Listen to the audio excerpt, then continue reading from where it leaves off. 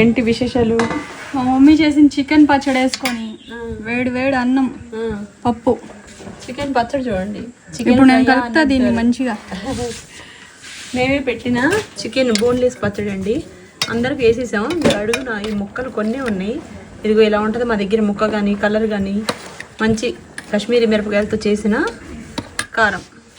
ఈరోజు ఆంధ్ర భోజనం అనమాట. పప్పు మా ఎంప్లాయీస్ కూడా మా దగ్గర ఈరోజు భోజనాలు సరే. ఇవ్వండి ఊర మిరపకాయలు ఇవన్నీ కావాలంటే చక్కగా బుక్ చేసుకోండి.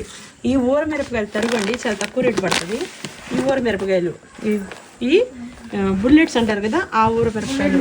ఇది కరివేపాకు కారం, ఇది రసం మసాలా, ఇది సాంబార్ కారం, ఇది అమ్మ కూర కారం, ఇది అమ్మ పసుపు పొడి. ఇవన్నీ వేసి టమాటా పప్పు చేశాను. చూసారా ఆ కలరు, ఆ వాసన మామూలుగా లేదు. నచ్చిన వాళ్ళు మా దగ్గర ఇంకా garam masala powders, tiffin powders వాళ్ళతో చేసినవి అన్నీ ఉన్నాయండి. బాస్మతి రైస్, నెయ్యి, పచ్చడి, ఊరమిరపకాయలు, అప్పడం. లాగిస్తావా సిరి? ఫస్ట్ పచ్చడి వేసుకొని ఒక పట్టు పడుతుంది. ఇప్పుడు రెడ్ అంటే రెడ్ ఉంది. కాశ్మీరీ మిరపకాయలు రేట్ ఎక్కువ అని చెప్పగానే విత్తరపోయా రేట్ని చూసి.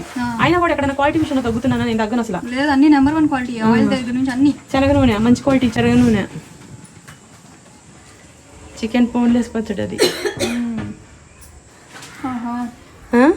ఎంత బాగుంది, నోటికి పట్టిన తుప్పు తిన్నట్టు ఉంటుందండి. చికెన్ ముక్క చికెన్ ఫ్రైలా ఉంటుంది ఎప్పుడు.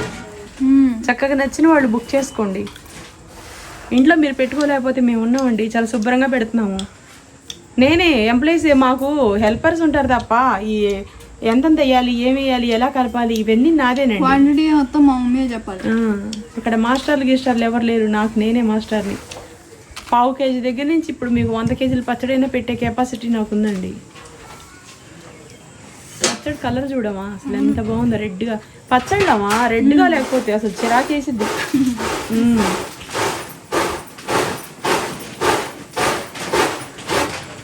ఉప్పు కారం సరిపోయి సిరి కరెక్ట్గా ఉంది. ఉప్పగా లేదు, కారంగా లేదు, టేస్టీగా ఉంది.